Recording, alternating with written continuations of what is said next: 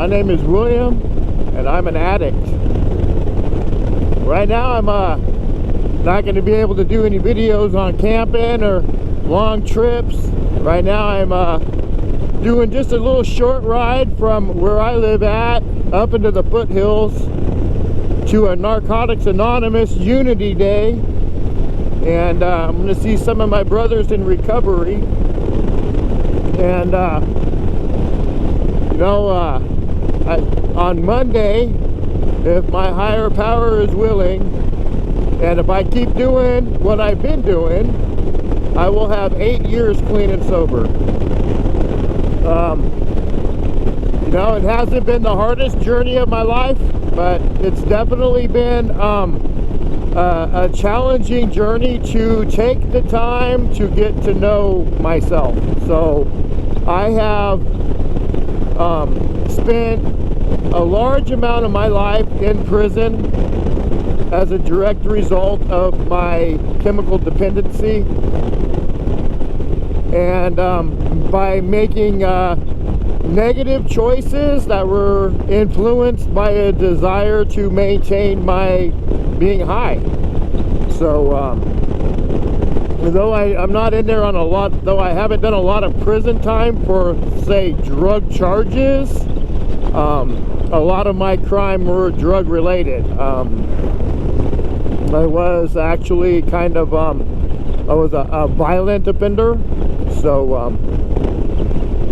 after spending time dealing with a sponsor, working some steps, and just kind of maybe growing up, I decided that the lifestyle that I was enveloped in was no longer the lifestyle that I'd wanted to be in. I'm a firm believer that I was an addict long before I picked up drugs. I had the I think addict is like a general term for somebody who feels like they are not accepted by the normal fringes of society, and that was definitely me. And I'm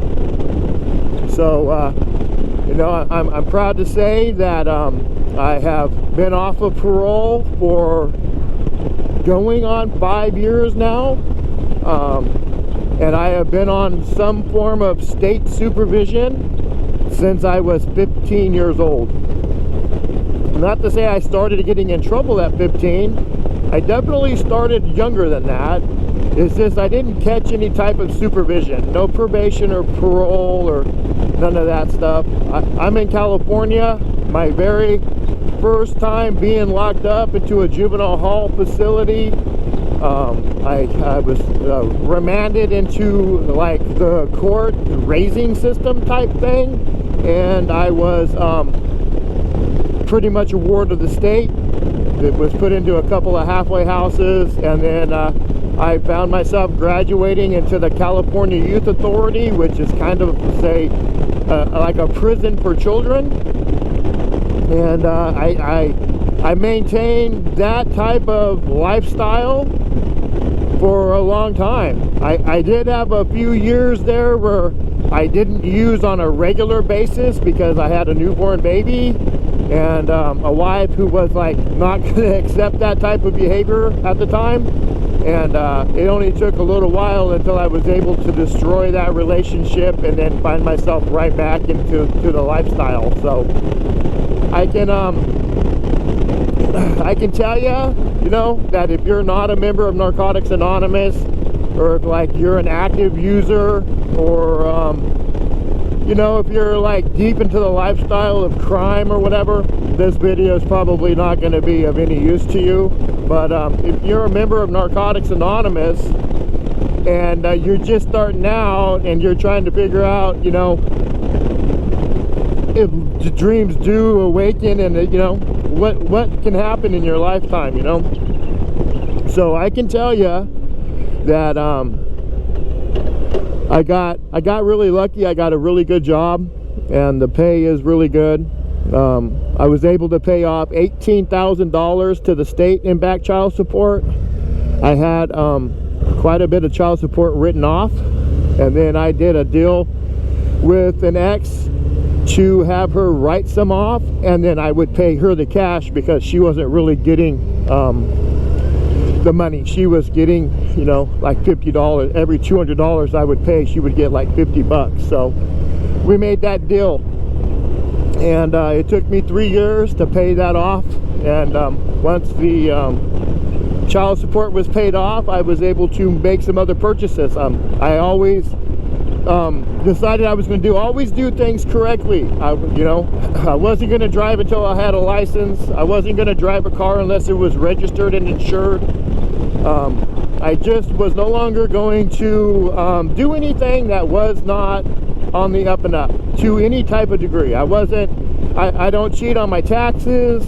I don't, nothing. I'm honest when people aren't looking, and that for me is like what it's all about. I've spent so many years of my life being a man who was completely dishonest.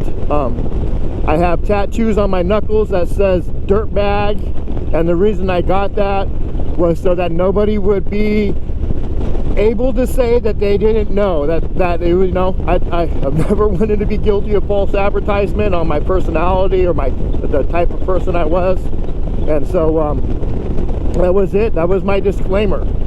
And I still have that tattoo, even though I'm not that guy, but it is a reminder of the person that I could be at any time if I make a bad choice. You know, I'm only one bad decision away from being that homeless dude under the bridge, running from the law, looking over the shoulder, needing to be rescued again. Because for me, every time I went to prison, that was a rescue. The police officers and the judicial system were protecting me from myself, and that's exactly what it was. You know, if I'd be tired of the girl that I was seeing at the time, get arrested.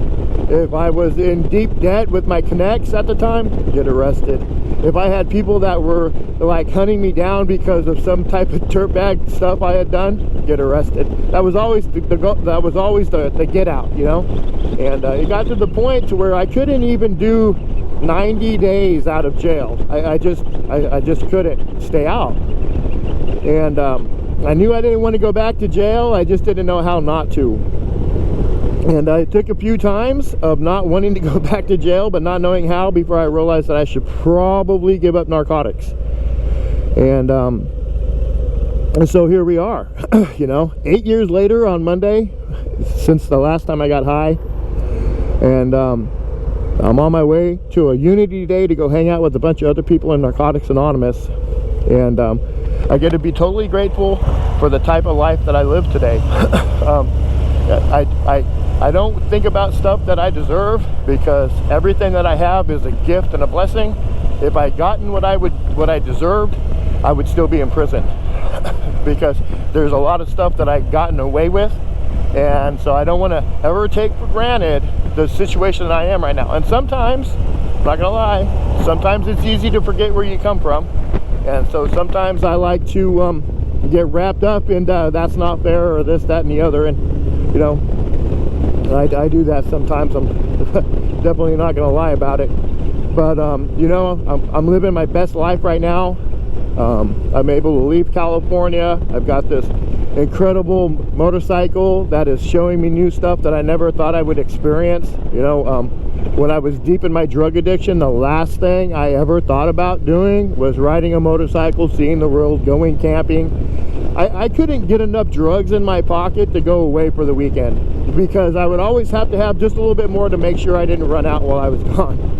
So you know, this video, you know, is going to be, I apologize. I know the channel's about motorcycle travels, and that it's really, you know, geared, for me, it's really geared towards my motorcycle camping. And even though I've just started that's the entire reason why I started it in the first place, is I want to tell people that are my age, I'll be 50 in October, that it's never too late to start riding a motorcycle and experiencing the freedom that is given to you by the two wheels and the open air, just getting out here, doing some stuff with your life that you never thought was going to be possible, and seeing the world through, you know, there's nothing like the senses you get when you're on a motorcycle. The smell of the air, the moisture, you get everything. It's just you're immersed in your environment. You're not you know, sheltered inside some cubicle with the windows up and the AC on. You're experienced, you're in it, you're immersed. So for me, that's, you know, and I want people to know that are new to recovery or just getting into recovery, man, that anything is possible.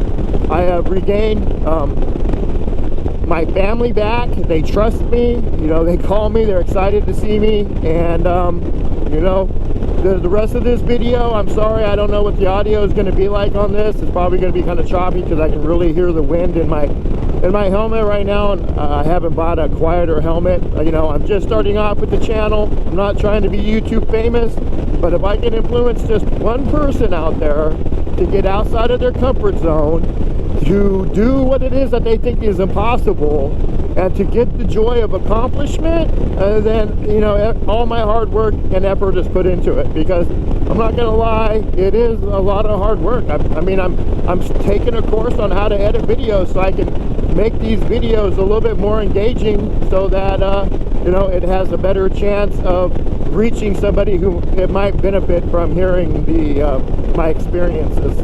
And you know, I think I'm gonna have some good advice. You know, I spent $380 on a tent that I tried to set up in my backyard, and I decided that it was the biggest waste of money I'd ever spent. And so I went to Walmart and I bought a tent for $30, and it is the greatest. You know, the one I set up in my backyard ripped. It definitely is going to take like 3 people to set it up. It's heavy, it's bulky. The one from Walmart, I was able to shrink it down smaller than the package that it came in when I got it. So it's just, you know, whatever it is that I experienced that is beneficial for me, I'd like to share it. And then all the difficulties and hardships that I run into, I want to share that too, because maybe my experiences will save people from doing the same thing I did to begin with, you know. And then, you know, I have a jet boil, which is some it's a hot boiler. It boils water, right? And anybody that's familiar with prison or jail realizes that most of the food that we eat while we're in the joint is some type of add hot water to it. So I think that I'm going to be able to bring a whole new perspective to cooking food while you're on the road. I really think that while you're at a campsite, you should be able to make just the most incredible spread, because your commissary or the grocery store, there's just such a larger variety of product that you can buy comparative to what you got to put down on your list when you're going to the store in prison. And there's no limit on the amount of money you can spend other than what's in your account. So I really believe that, you know, for people like me and other people who might find it entertaining or maybe need hope because they have a family member that is stuck in their disease, or you know, just somebody who wants to hear a positive, this guy beat the odds. And I'm going to tell you right now, 100% from my heart, I know that I definitely beat the odds. The fact that I'm out of prison, not getting high and enjoying life is unfortunately something that is not fortified to everybody. There's no guarantee that you're going to be able to come off drugs and do this. You have to make a conscious decision, and you have to remember that decision every morning when you wake up. And it's not just easy. You don't just wake up and the obsession to get high is gone. It does take a little while, but I can tell you that the obsession to get high does leave. You know, do a little bit of work on yourself, stay in contact with your higher power, surround yourself with positive influences, get yourself an accountability group, find people that are of your own sex that you can call. You know, I'm a firm believer that men stick with the men and the women stick with the women in the program, and that you know, the men in the program will help you to become a better man, and the women in the program will help you to become a better woman. And then you know, and to stay out of relationships in the beginning, and work on yourself and make yourself something that's worth being in a relationship with. So anyways, guys, I know I'm rambling. I'd like to do one of these days, I'd like to share my experience, strength, and hope with you guys via the GoPro while I'm riding the motorcycle, because it's easy for me to get into the mood of gratitude when I'm on the bike. And I'd like to be able to share my experience, strength, and hope with people that will get it because that's what they're looking for. So anyways, I will come back on. I got the drone and I got some other equipment with me when I'm here at this Unity Day. I will be doing a little bit of more video stuff that will show up here in the edited version that you're going to be watching. You know, the drone doesn't have sound, so it would be backed up with some music or whatever's going on, you know. And man, I really hope that somebody gets something out of this, even if it's just one person who decides that they're going to give Narcotics Anonymous a try, or if it's somebody who's 50 years old that thinks they're too old to learn how to ride a motorcycle. I've been riding a motorcycle now for 1 year. I have 1 year of experience, and a big chunk of that was wintertime. So, you know, do with that what you will. I'm not like a super healthy 50. I mean, I'm a decent 50 or whatever. I'm not crippled or like unable to move with arthritis or whatever. So I'm like a healthy 50, but I'm not like an athletic 50, if you know what I mean. So anyways, if I can do this, I know that you can too. So anyways, guys, I hope you enjoy the rest of the video. Sorry this intro has been pretty long. I'm sure it's been about 15 minutes. And man, it might just be the whole intro and then the rest of Narcotics Anonymous stuff later on. But anyways, man, hey, if you're suffering with the disease of addiction and you feel like nobody loves you, man, I want you to know right now that I absolutely love you. And I pray for the still suffering addict every time I pray. God bless you guys.